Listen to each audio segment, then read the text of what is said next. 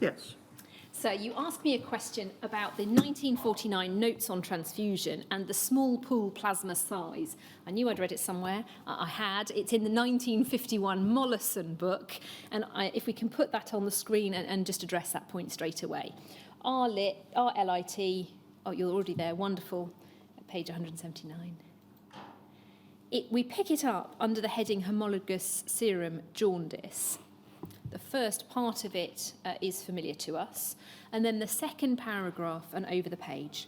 The transmission of the virus of hepatitis by the transfusion of pooled plasma at one time threatened to prevent altogether the use of plasma. When it's recalled that in one of the first series to be studied, Morgan Williamson 1943, 9 out of 50 patients receiving a plasma transfusion later developed an illness lasting 3 to 12 weeks. The seriousness of the problem can be realised. At first, it was not clear that the pooling of large numbers of plasma samples played an important role in the incidence of the disease. Later, when this was realised, small pools were prepared and the incidence of hepatitis was greatly reduced. Lehane and others, 1949, have reported the following figures for the incidence of homologous serum jaundice. After whole blood, 0.8%.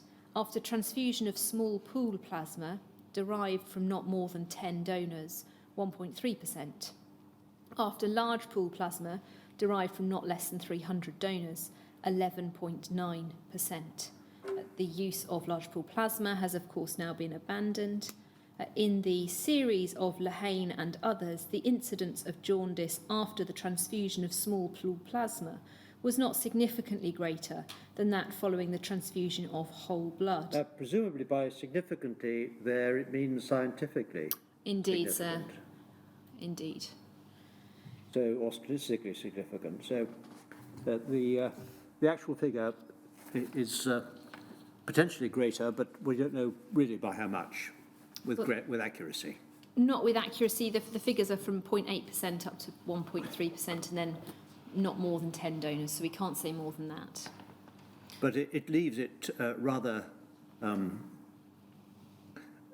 The justification for saying rarely or occasionally, in the case of whole blood, and yet regarding small pool plasma as a real risk, is not entirely clear given that material. It doesn't appear to be consistent at all, sir. And the other thing I double-checked was that the Lehane and others study is indeed a British study, yes, rather than anything else, and it is. It's a study published in the British Medical Journal. Yes. I can locate a reference there if you... Well, there was a reference made to that in the course of the recent evidence we've heard. There was, exactly. But this is where we have the figures from small pool plasma, and in the Lehane and others paper, it makes it clear that the numbers of donors within a small pool plasma pool are derived from the Ministry of Health. So they're not just randomly drawn, they are specific figures. Yes. Yes. Thank you. Then in which case, sir, I'll pick up where we left off just before lunch, which is to look at some specific Scottish guidance in the 1970s. In 1972, Dr. John Cash, at that time Deputy Director of the Edinburgh and South East Scotland Blood Transfusion Service, wrote in the Proceedings of the Royal Society in Edinburgh about the principles of effective and safe transfusion. The reference, just for the transcript, is PRSE 302637. He noted that 80% of all donations used in Scotland during 1971 had been given in the form of whole blood. He suggested that the blood transfusion service had seen no clear necessity to conserve the plasma that would otherwise have been available from the same donations, that most regional centres, he said, are so isolated from the bedside it has been difficult to encourage effectively the use of cell concentrates, and, of much less significance, our clinical colleagues have on occasion been somewhat reluctant to use this product. Having addressed the risks of hepatitis, Dr. Cash suggested that a much more conservative approach to blood transfusion by clinicians could make a significant impact on the incidence of post-transfusion hepatitis. The themes in the paper published by Dr. Cash then appeared in a document called a Scottish New Blood Transfusion Policy, drafted in 1975, which we'll turn to, SBTS 3061 underscore 001.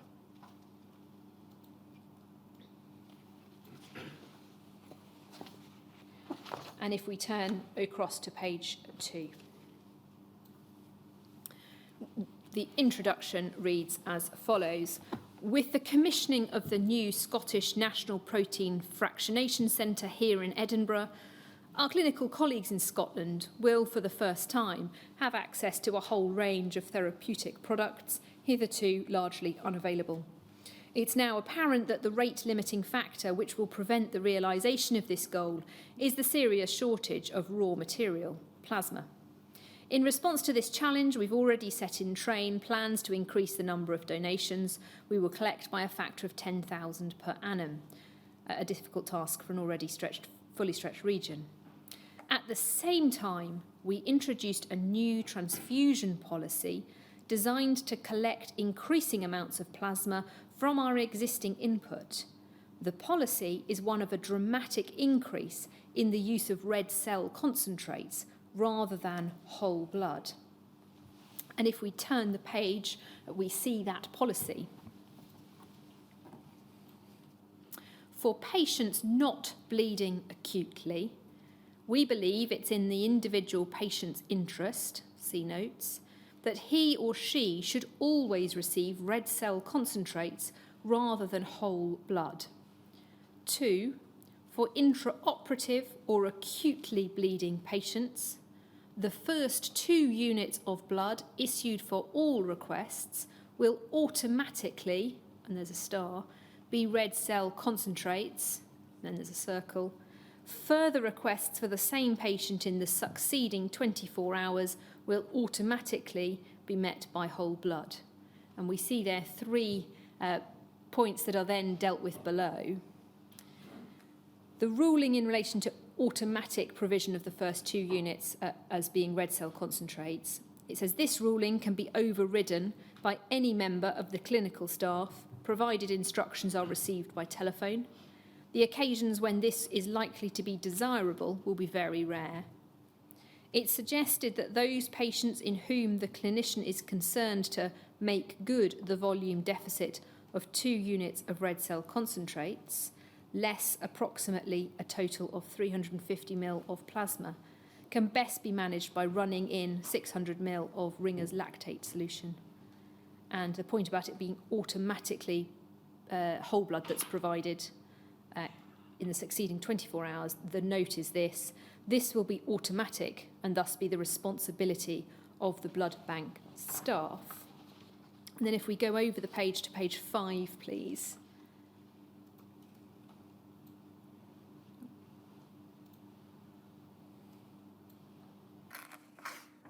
We see at the bottom of the page a note on the advantages of red cell concentrates, greater oxygen carrying capacity, reduced exposure to sodium, potassium, ammonia and hydrogen ions, reduced exposure to foreign plasma proteins, platelets and leukocytes, reduced exposure to ISO antibodies, and over the page, number 5, reduced incidence of post-transfusion hepatitis.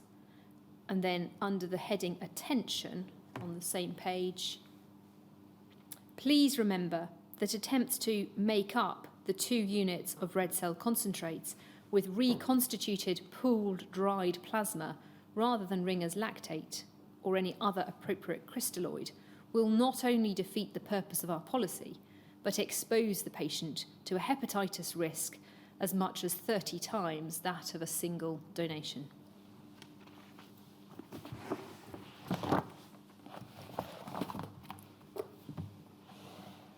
A similar approach can be seen in the paper by Major General H.C. Jeffrey, National Medical Director of the Scottish Blood Transfusion Service, titled Modern Transfusion Practice.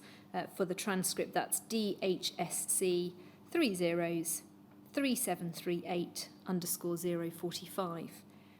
He emphasised that the modern approach to transfusion must be to give the patient only those components of blood which he lacks, thus eliminating to a very considerable extent sources of reaction, infection and sensitisation, and enabling optimal use of the blood collected. That's where we complete the story of the up until the end of the 1970s. As I said at the beginning, sir, perhaps one of the most striking features of that period is the very limited amount of guidance that was available through those years, especially as we now move forwards and see rather more. So if we pick up in the 1980s, in 1982, the Department of Health's Health Services Division 1, HS1, tasked the Central Management Services to study the existing controls on the movement of blood. And we have a report of the CMS. That's at DHSC 30321 underscore 011, please.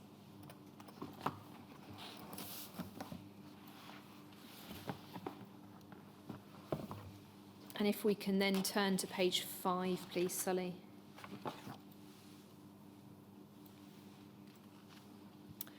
We have the heading Origin of the Study, giving us the context.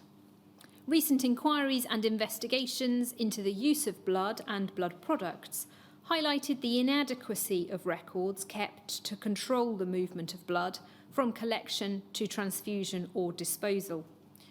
As a result, Health Services Division 1, HS1, asked Central Management Services to study the existing controls and recommend suitable procedures so that they might issue revised guidance to health authorities. Some doubt was raised about the ability to trace a donation from collection to transfusion or disposal, and for the following reasons, the department wished to rectify the situation. Medical: a trace between donor and patient is needed to inform either party should any previously undetected illness emerge.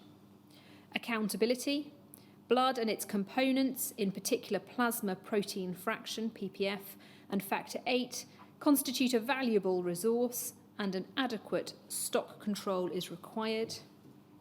Level of unused whole blood, time expired. Although blood products are produced from time expired blood, the return rates of such blood run at an average of 13%, and ministers have expressed concern about this continuing high level. And if we turn to page 8, please.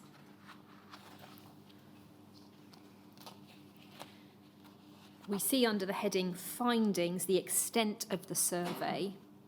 Findings in the report are confined to the 5 regional centres and associated hospital blood banks, of which 16 were NHS units and 3 privately run, in addition to private hospitals which use the regional centre as a blood bank for supplies, and all cross-matching are included. And if we go on to page 12, please. We see the results of the survey at a hospital level, paragraph 40 and 41. 21 hospitals featured in the survey, and of these, 5 were privately run, 2 of which did not hold a supply of blood. 8 contained haemophiliac wards or clinics.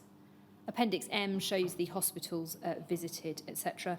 In all the hospitals, the consultant haematologist or pathologist was considered accountable and responsible for the activity in blood banks, but of the MLSOs interviewed, more than half stated that responsibility for managing the stocks, supplies and issues of blood and its products was delegated or left to them.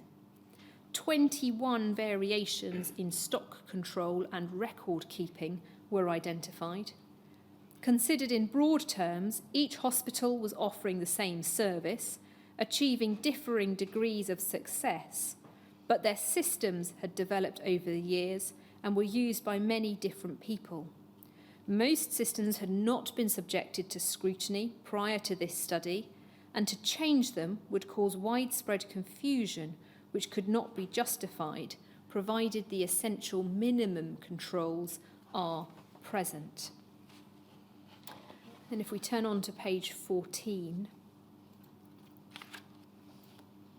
under the heading Control of Stock at Blood, the day-to-day management of stock required flexible practices by the MLSOs, who found it easier with experience and knowledge of how the medical staff used the supply. It was said that greatest demand for blood originated from surgical and maternity units, where blood was ordered to cover emergencies, but not necessarily used. In contrast, medical patients' needs were more predictable, and most of the blood requested was actually used. If we pick up paragraph 51,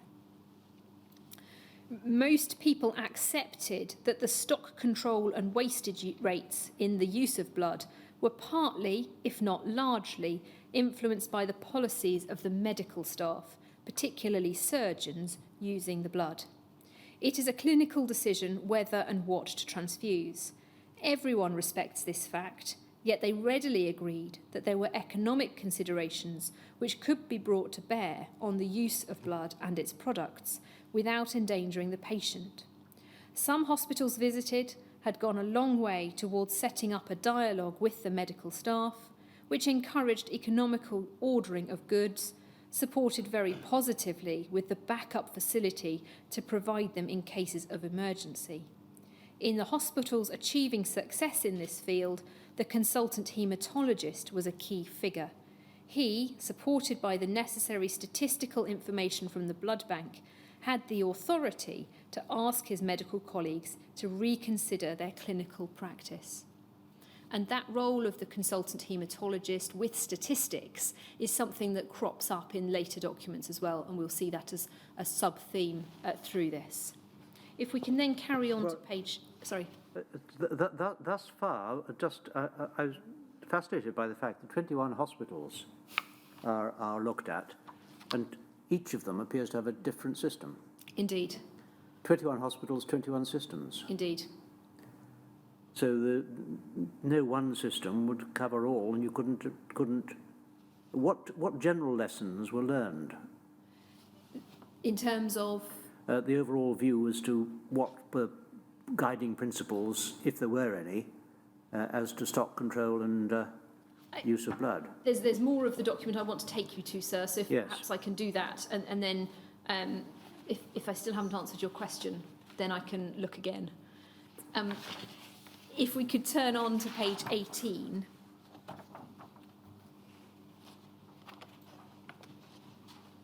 Because some very specific recommendations were made at the end of this report, but before we get to them, I want to just set a few things up. Page 18, record keeping, paragraph 70 and 71. The guidance issued by the department in 1964 and 1975 suggested that hospital blood banks keep a register to record the issue and fate. So it's not just the issue of the blood, but also the fate of it, of units of blood, and appropriate books have been made available from centres. Paragraph 71. The majority of blood banks first registered their supply of blood at the cross-matching stage, when the unique number was recorded against the patient's name. Most MLSOs stated that control of blood by a register of units received on arrival in the bank and using the unique number and recording the fate of each would be too onerous and time-consuming to operate with current staffing levels. To trace individual units, it was considered less time-consuming overall to go through the records held mainly for other purposes when a request arose, than to constantly record the destination of every unit from arrival to disposal. In practice, requests from the centre to trace a unit of blood occurred once or twice per year on average. And then if we go over the page,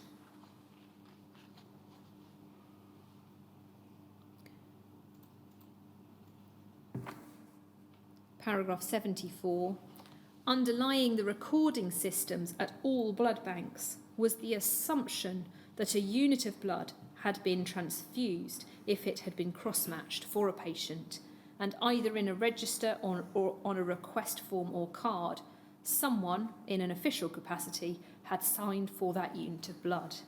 What happened after the blood had left the fridge was considered to be out of the control of the blood bank staff, and therefore someone else's responsibility to use or return. And then in relation to blood returns, if we turn the page, paragraph 77, it was established that little information was kept at hospital level about returns to centres, and few records were found which recorded the disposal of unusable units or units which had been passed elsewhere for testing or research purposes. And then if we turn on to page 24, please. Sorry, page 22, apologies. The heading is the recording of unique numbers and batch numbers in patient's notes. At the end of the chain in blood transfusion, the patient receives the blood and or a component. And in case there should be any transfusion reaction, or at a later stage if some defect is found in the items transfused, the recording of the issue of individual units or a batch product to recipients has great importance.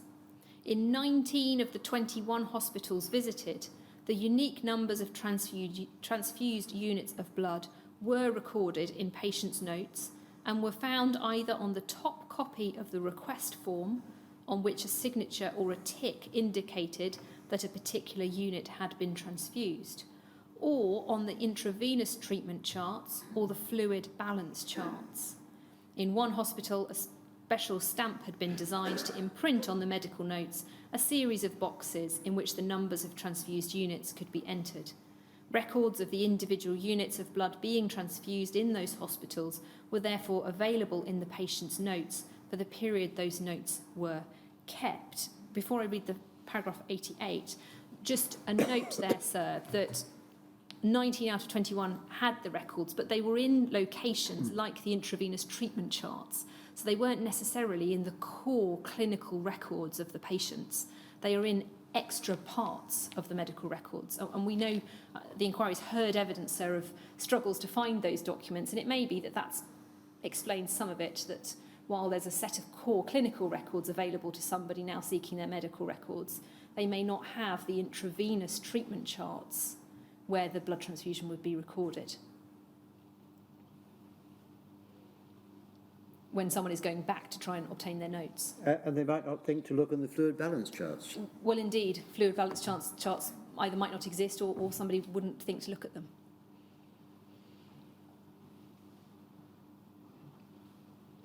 What this isn't telling us is that they're in the core medical records. Then if we pick up, if I may, paragraph 88 on the same page. In most hospitals, the nurses stated that during their training, they had been instructed about the importance of the handling of blood and blood products, and nursing procedures seen at several hospitals were quite specific in instructing the nurses to record unique and batch numbers at transfusion. In theatre cases, it was often the anaesthetists who transfused the blood, and they were responsible for recording the issue and the unique numbers of the appropriate units. We then go on to pick up the conclusions and recommendations, which, sir, I hope will answer your question to me earlier. Page 24.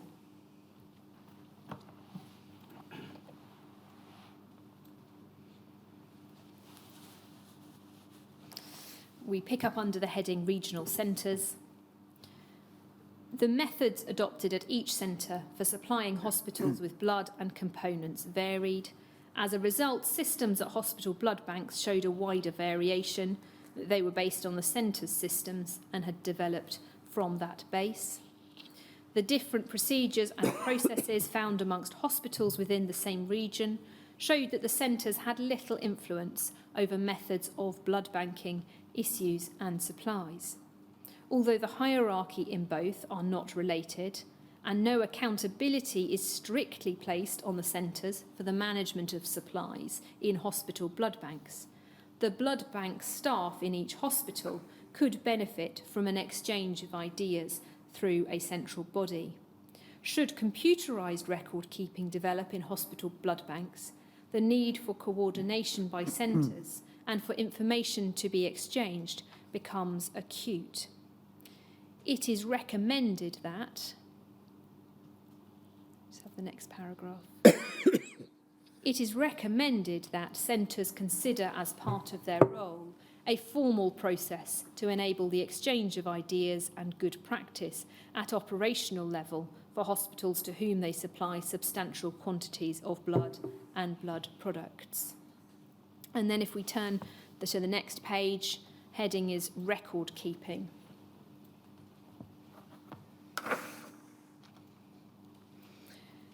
Recording at centres where the fractionation of red cells and plasma produces several products was found to be comprehensive, complicated, and possibly prone to transcription errors because of the length of the identifying numbers and the numerous records in which their entry was required.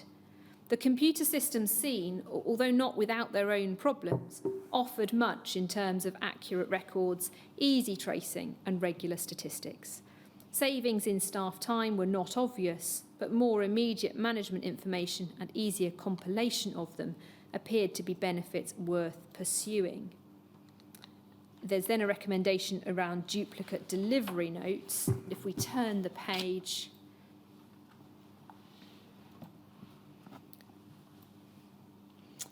returns of blood received at centres were recorded either by unit number and/or in volume per group.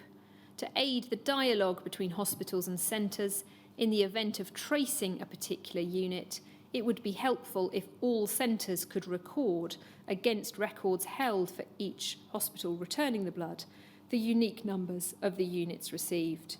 This would also serve as a security check if compared with records of returns kept at blood banks. It is recommended that centres record returns by unique number as well as volume per group for individual hospitals. And then over the page for the hospital level recommendations. In most places, stocking the blood bank appeared to be governed more by experience than quantified managerial information. Although it is recognised that demand for blood and its products is very difficult to predict, information about past and future use was more readily accessible at this level. In some places, a management information system, combined with flexible ordering arrangements by those using blood and blood products, had reduced the requirements at hospital blood bank level. And then further down the page, 127 and to the end of the page, the haematologists in charge of the blood banks were considered to be responsible for the services offered. Some were actively concerned with good management practice, most were not.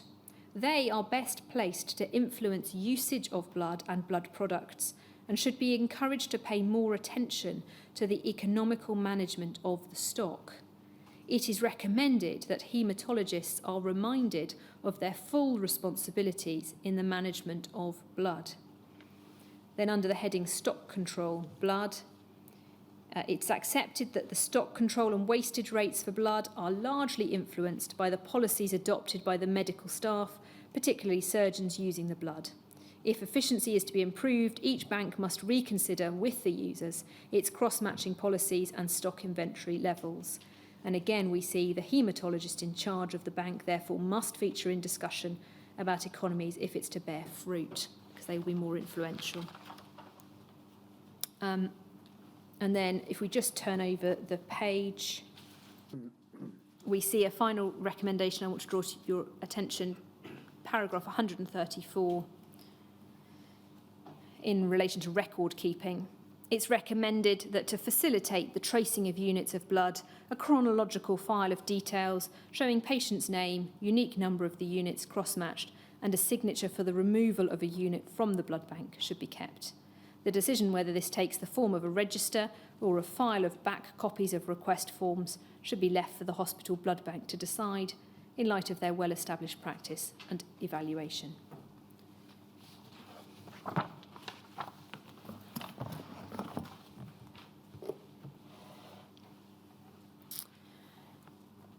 In February 1983, the SNBTS directors published a proposal for modifications. They recommended that regional transfusion centres accept a formal responsibility for encouraging good practice in those hospital blood banks for which they're responsible for supplying blood and blood products, and that this should involve a meeting at least annually to discuss transfusion practices in the hospitals, and that meeting should be attended by representatives of the medical staff of the RTC, the Regional Transfusion Centre, haematologists and consultants representing divisions of surgery, anaesthetics, paediatrics, medicine and obstetrics and gynaecology.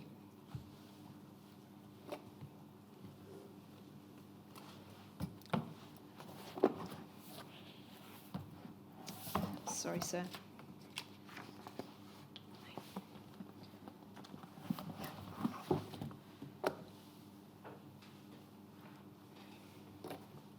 Sorry, sir, I've just lost a reference. If I can just have a moment.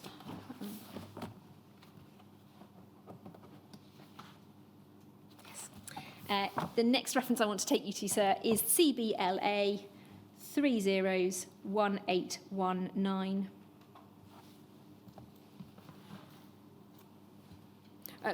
We saw at the beginning of the CMS report that the purpose of it was to possibly then produce a health circular.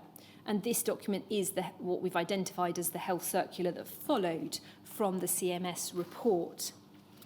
It's dated March 1984, and we can see its summary as this circular asks health authorities to review arrangements for the supply of blood and blood products, and to review concurrently record keeping and stock control arrangements in regional transfusion centres and hospital blood banks. Its contents have been endorsed by the Advisory Committee on the National Blood Transfusion Service. And then if we see paragraph 2, please. To facilitate a regional review of policies, it's suggested that RMOs, regional medical officers, should convene regular meetings between their regional transfusion directors and the consultants responsible for the hospital blood banks in their regions, to consider matters such as current and future requirements for blood, the scope for economies in blood usage, the proportion of plasma-reduced blood to be supplied, the use of ad hoc deliveries, and the amount of stock which becomes time expired in blood banks. Consideration should also be given to inviting the Central Blood Laboratories Authority to send representatives to these meetings so that their requirements for plasma are fully taken into account in determining requirements. The meeting should also provide the forum for the exchange of ideas as to what constitutes good practice in the region with regard to blood supplies. And if we go over the page,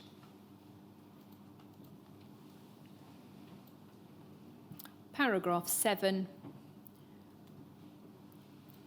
For medical reasons and from the point of view of accountability for a valuable resource, records kept at RTCs, hospital blood banks and at ward level must permit the tracing of any unit of blood from collection to transfusion or disposal.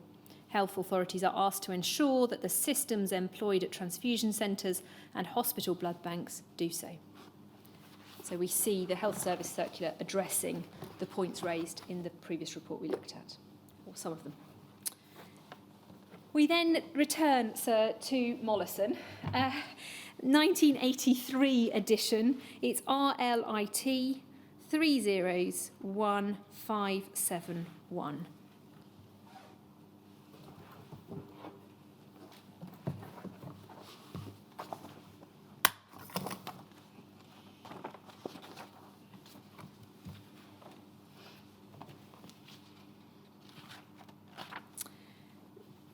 This edition retained its previous recommendation of transfusion for patients with recurrent hemorrhages and a haemoglobin of 7 to 8 grams per decilitre, and for preoperative transfusion where haemoglobin is lower than 10 grams per decilitre.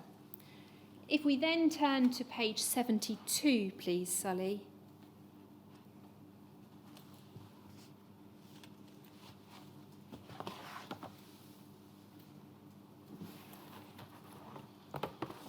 right-hand side of the page.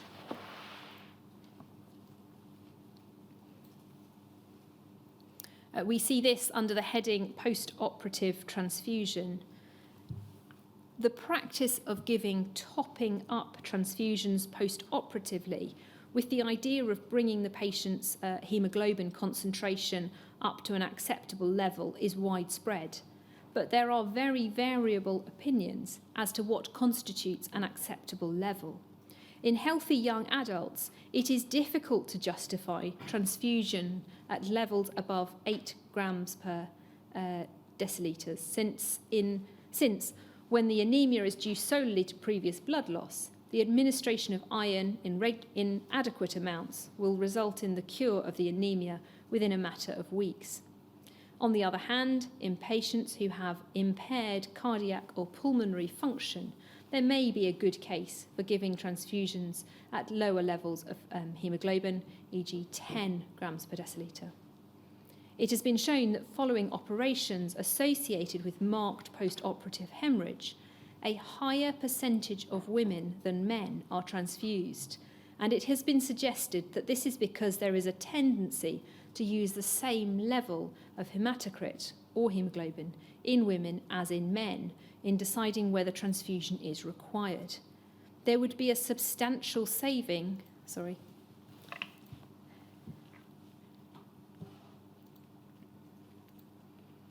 There would be a substantial saving in blood if the normal difference in hematocrit between men and women were taken into account in deciding the need for transfusion.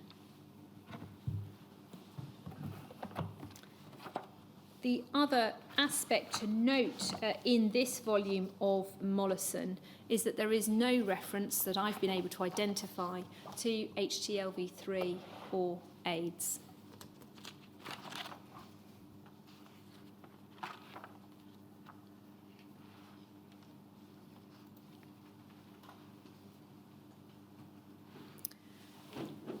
And that's a 1983 edition of Mollison.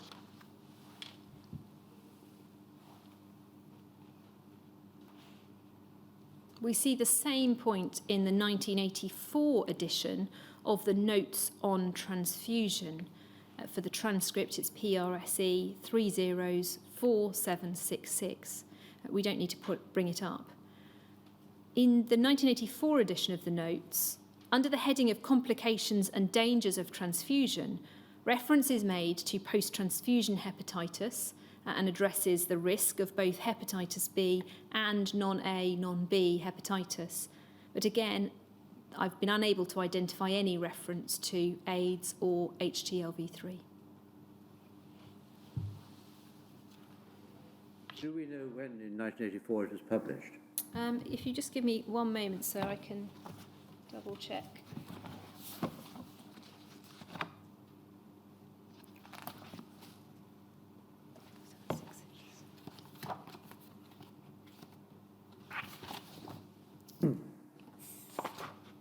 Sorry, so the text is rather small, which is why you can see me peering at my notes.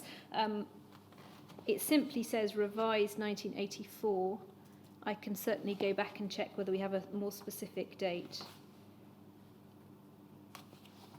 But certainly on the front of it, it simply says revised 1984.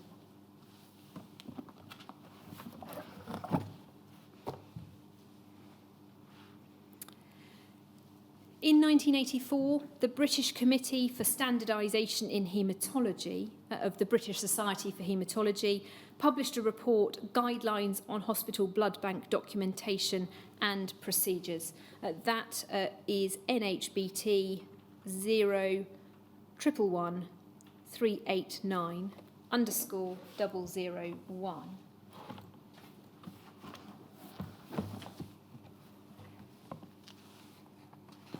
And if we turn to page 3, please.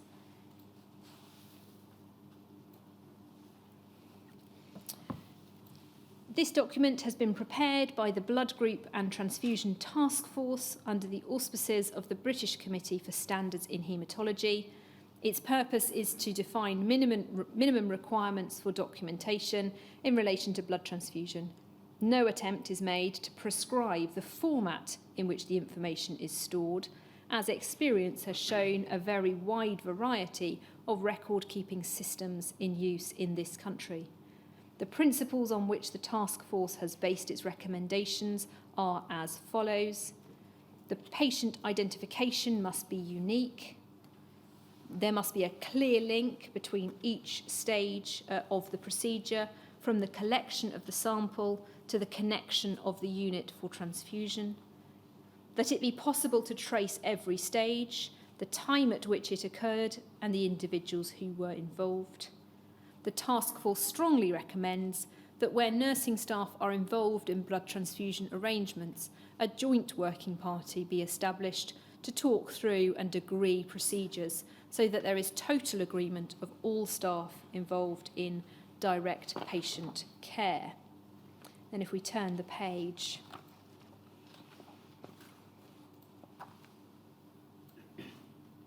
under the heading Supply of Blood from the Transfusion Centre, blood, either whole or in component form, is received in batches from the transfusion centre, having been selected, grouped and screened. It is essential that a record is available which shows the details of the units of blood received and the eventual fate of each unit. This may be kept as a register, which is also used as a record of the blood issued.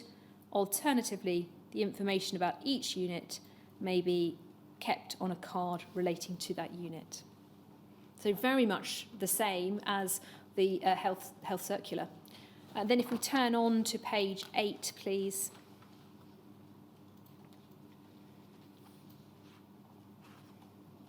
In the middle of the page, as stated above, each unit of blood transfused should be recorded in the patient's notes on a special intravenous administration form.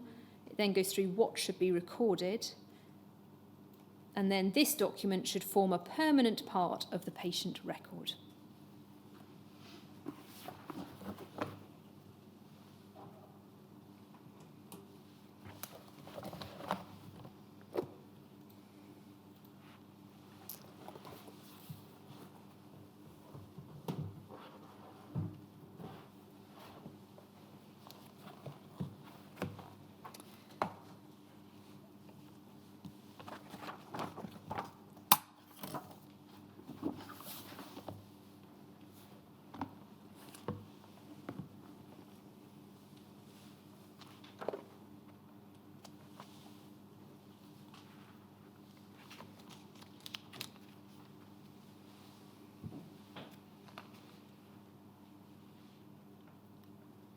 And then we pick up in 1988 a document called the Handbook of Transfusion Medicine.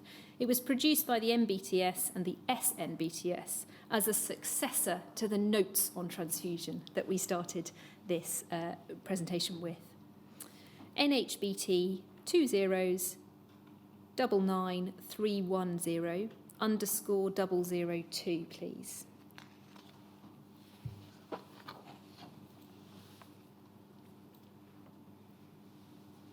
And if we could turn to page 3, please.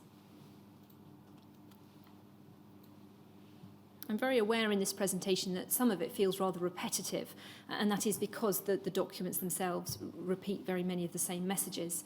And so we see in the preface to this handbook, we say this handbook has been produced at the request of the directors of the UK Transfusion Services as a successor to the publication Notes on Transfusion. It is intended for use by medical and other healthcare personnel as a source of information about blood component therapy and the clinical use of plasma fractions. And then on the other half of the page, please, Sally. Who this book is for? This book is for staff who are responsible for prescribing or administering blood products. It aims to give practical information about the composition and use of these products. A small number of problems account for most of the difficulties and dangers associated with transfusion. For example, delay in obtaining of compatible blood when the patient needs it urgently, transfusion of blood which was intended for someone else, overtransfusion leading to heart failure, and viral infection from transfused products. This book is intended to help clinicians to avoid the avoidable risks and to explain those which are unavoidable so they can be taken into account when clinical decisions are made about transfusion for individual patients. And then we move to look at some more specific guidance in this handbook. Page 19, please.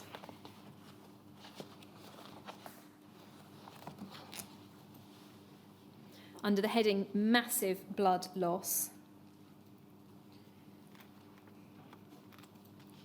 This section refers to situations where urgent administration of blood is necessary for the patient's survival. The objectives are 1. Intensive early treatment to restore circulating volume and avoid hypoperfusion. This is the key to avoiding late severe complications of shock. 2. Control of bleeding and maintenance of adequate blood oxygen transporting capacity. Treat hemorrhagic hypertension promptly. It then goes through the insertion of a cannula, and it says infuse saline or a mixture of saline and a colloid volume expander as rapidly as possible until an acceptable blood pressure is reached.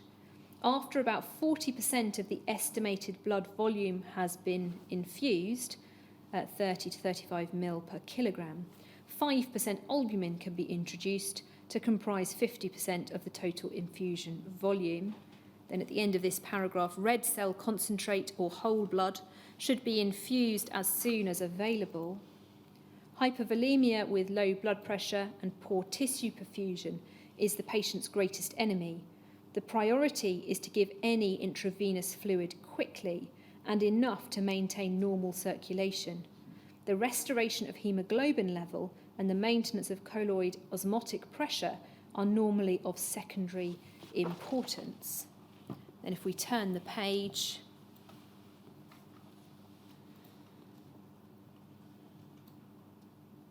under the heading blood component replacement, we see at the end of that paragraph, as an alternative to stored whole blood, red cell concentrate together with fresh frozen plasma may be used, but this exposes the patient to a greater number of donors, increasing the risk of virus transmission.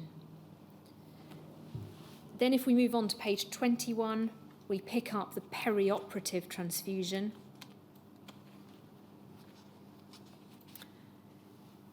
Surgical and anaesthetic practice has tended to be guided by the belief that a haemoglobin level below 10 grams per decilitre, hematocrit below 30%, indicates a need for perioperative red cell transfusion.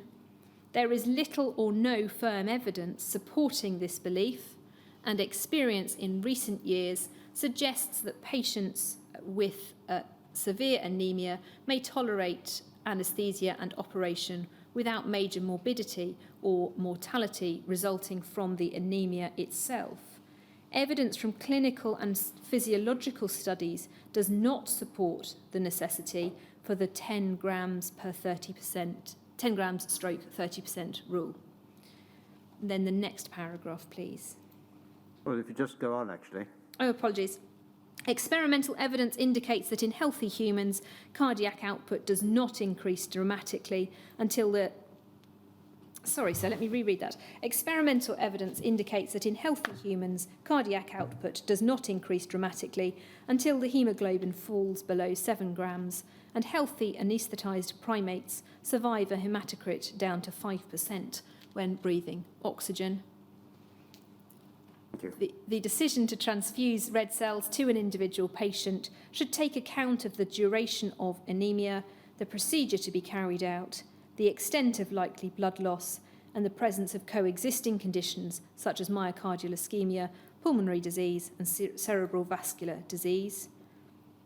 As a guide, patients who are otherwise healthy with a haemoglobin of 10 grams per decilitre or greater rarely require perioperative transfusion.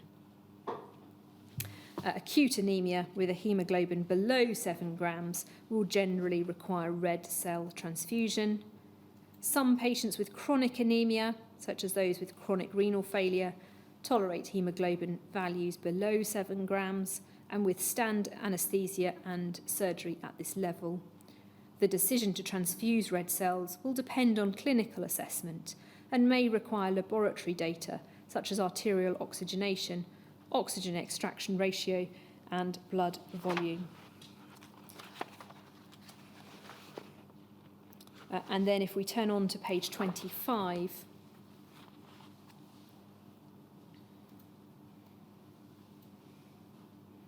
we pick up the situation of transfusion for patients with bone marrow failure. Treatment of leukemia and other malignant conditions may lead to periods of profound suppression of the bone marrow, during which there is a fall in production of platelets, red cells, and white cells. Because episodes of marrow failure may be repeated or prolonged, there are special problems in providing transfusion support. Thrombocytopenia and platelet replacement, bleeding in the presence of a platelet count below 50 times 10 to the 9 per litre will require a platelet replacement. High doses, 6 units twice daily or more, may be needed, particularly if there is concurrent sepsis or DIC, and DIC is disseminated intravascular coagulation, so it's a coagulation difficulty. To prevent bleeding, platelets are often given prophylactically to patients with marrow failure whose platelet counts fall below a predetermined level. This level may be set at 20 times 10 to the 9, although some authorities advise a lower threshold, 10 times 10 to the 9, for prophylactic use of platelets when the patient is not febrile. Inevitably, sir, I've only picked out some of the specific scenarios that are addressed in the handbook, and I've tried to do it on the basis of the broad spread of evidence the inquiry has heard from those who've been infected, so that the core, the areas in which we know many people were infected are addressed, but others who are interested might want to go back to that handbook and look at other scenarios that are picked up by the handbook. The 1989 Handbook of Transfusion Medicine added a note that details of all blood components infused, including the donation numbers, must be entered into the patient's case record, together with the compatibility report provided by the transfusion laboratory.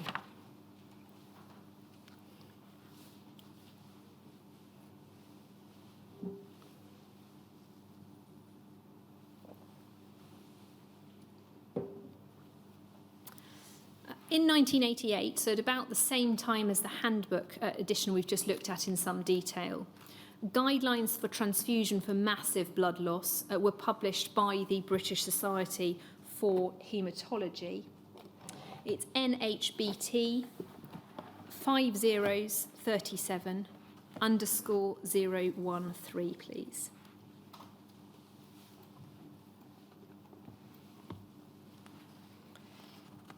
We see in the introduction this note, these guidelines have been prepared in an attempt to summarise current opinions regarding the management of massive transfusions, and also to identify those areas where unjustified therapy should be curtailed.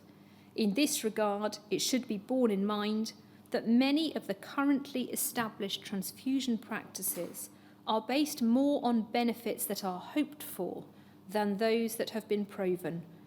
These notes make no attempt to resolve the numerous highly contentious issues surrounding aspects of transfusion therapy in this situation. And then if we turn on to page 6, please.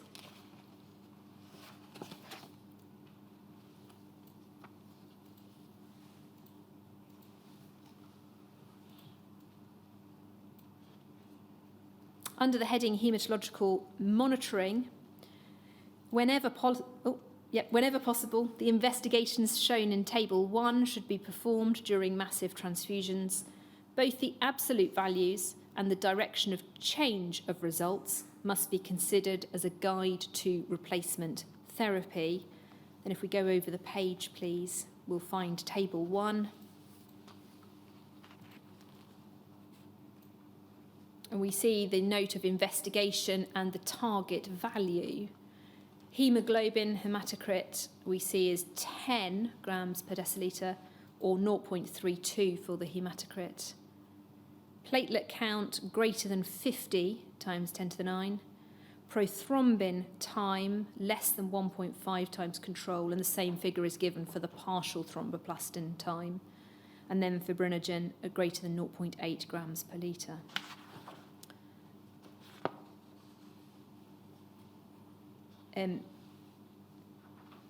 If we then look under the heading platelet concentrates, it tells us that platelet concentrates, 1 pack per 10 kilograms, are indicated for continuous non-surgical bleeding when platelet counts are below 50 times 10 to the 9 or are falling towards that value. And then fresh frozen plasma, we can go down to that. Frozen plasma provides broad spectrum replacement for correction of coagulation abnormalities. Abnormal prothrombin and partial thromboplastin times should, in theory, provide the indications for treatment, but in practice these tests correlate poorly with bleeding manifestations. It must also be accepted that although the use of FFP is widely advocated in this context, there is still a paucity of objective clinical evidence that it is of any benefit. If we go over the page,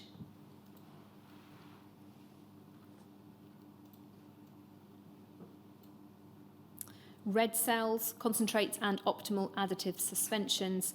These will be adequate during the initial resuscitation phase, but once the need for massive replacement is recognised, it is more economical to provide whole blood.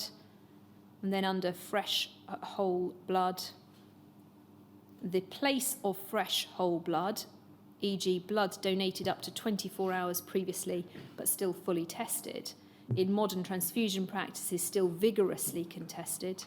There is no particular advantage to be gained by transfusing fresh whole blood in these circumstances unless the appropriate components are not readily available. And then we have the heading just under this, when to give components. For massive uncontrolled traumatic hemorrhage, maintenance of full hemostatic competence by means of component therapy may be unrealistic. In this situation, the priority is for major vessel bleeding to be stemmed surgically. Combinations of stored whole blood, red cell concentrates, colloids and crystalloids should be used to maintain blood volume or pressure, and hemoglobin or hematocrit values at greater than 7 or 0.25 grams per decilitre, respectively. It is preferable to conserve use of limited supplies of fresh blood, plasma or platelets until the hemorrhage shows signs of control.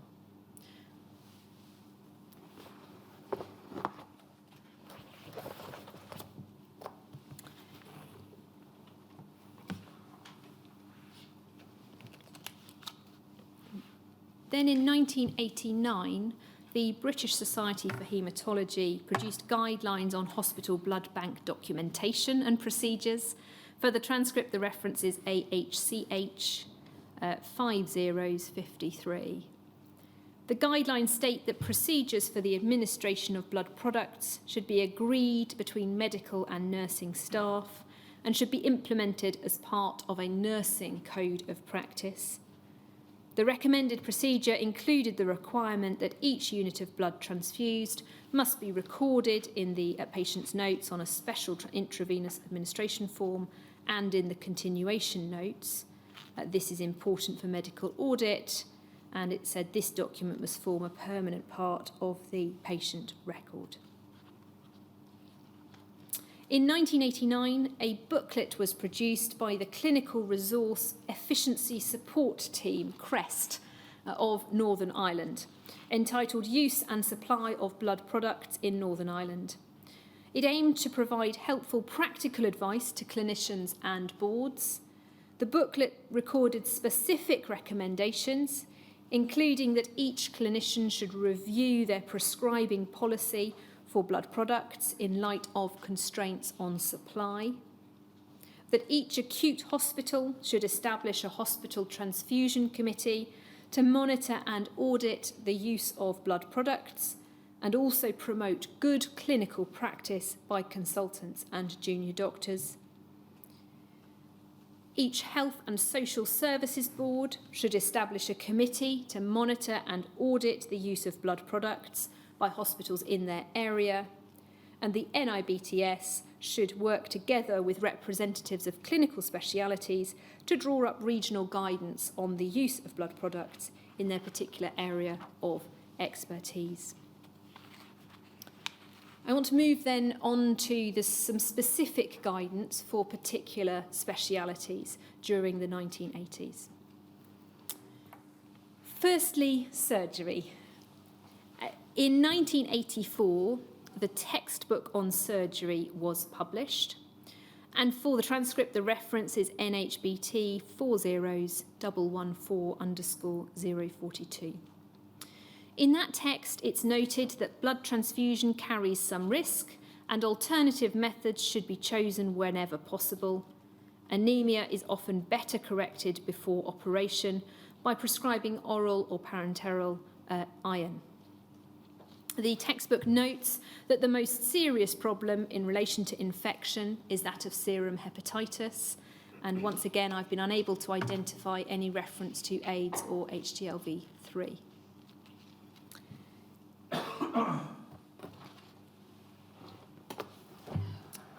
In another textbook in 1985, Principles and Practice of Surgery, the transmission of disease was noted.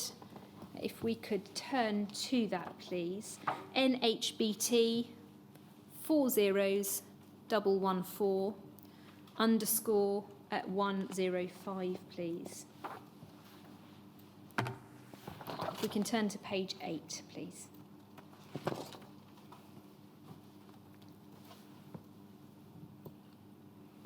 We see under the heading Transmission of Disease, transmission of viral hepatitis remains the most serious and frequent complication of the administration of blood and blood products. And then further down, the best preventative measure is to avoid unnecessary transfusions.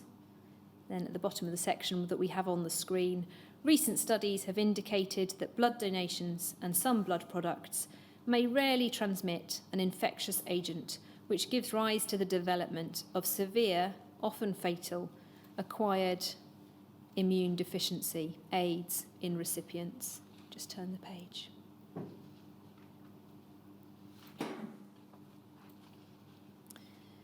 AIDS in recipients. This problem is currently under intense investigation. And then if we turn to page 10, please.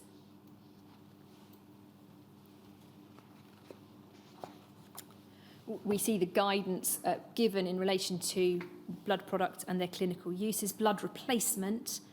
In acute hemorrhage, an average healthy adult can lose 500 ml of blood rapidly without ill effect. And then turn to the next page. Provided circulatory volume is maintained with crystalloids and or colloids, the loss of 1 to 2 litres of blood will not lead to irreversible hypertension.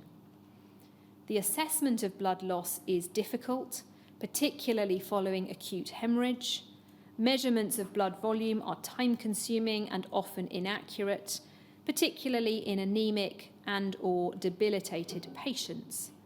Estimates of hemoglobin and hematocrit are notoriously misleading when plasma and red cells are lost in the same proportion. Serial clinical observations of increasing pulse rate, falling blood pressure, irritability, sweating, cold extremities, intolerance to exertion, and frequent changing of posture are the best indications for blood transfusion in hemorrhage.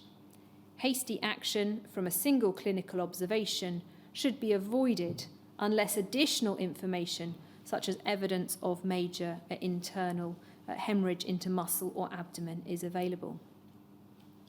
So it might be suggested that there's something of a changed tone in this textbook, emphasising a little more the need for clinical observations, or it may simply be a different writer with a different style.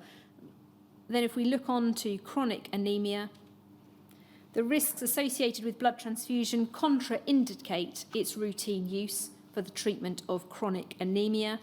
Blood transfusion should only be considered when hematinics have failed.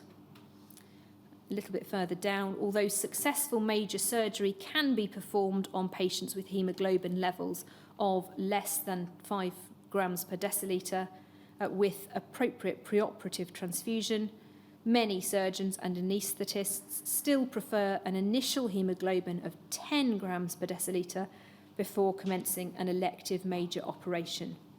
Provided surgical hemorrhage and preoperative transfusions can be controlled and the pre-existing anaemia is asymptomatic, a lower figure, e.g. 7 grams per decilitre, can be accepted.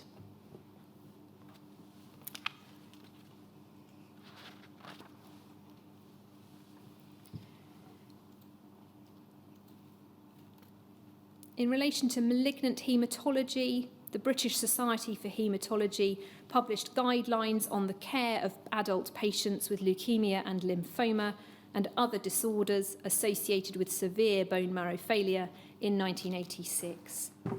In relation to Category 1 patients, those severely immune compromised, a high standard of supportive care was required, as almost half of patient deaths during induction treatment, that's substantial chemotherapy treatment, they were due to infection or bleeding.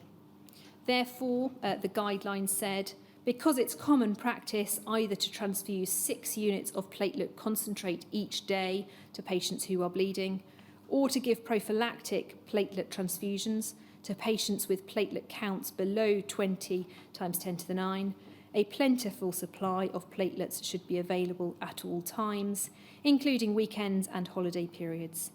This supply should be held at the hospital blood bank, which should receive regular deliveries from the blood transfusion service to replace platelets that have been used. The decision to use platelet transfusion for clinical bleeding or for prophylaxis will depend on local practice. So I'm about to move on to the 1990s. It's a little before our normal break, but I wonder if it's a good time to pause. Yes, it probably is. So let's come back then, shall we, at 20 to 4. 20 to 4.